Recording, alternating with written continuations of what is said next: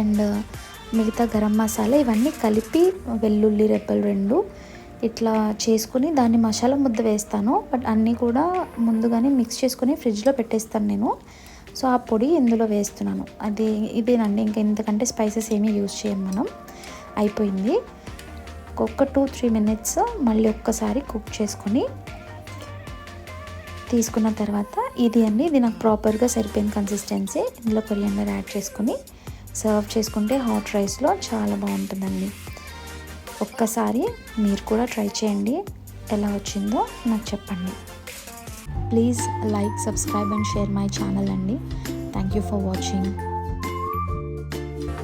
So నేను చేసిన ఈ రెసిపీ మా సిస్టర్ వాళ్ళ కిడ్స్కి, మా మదర్కి బాగా నచ్చింది.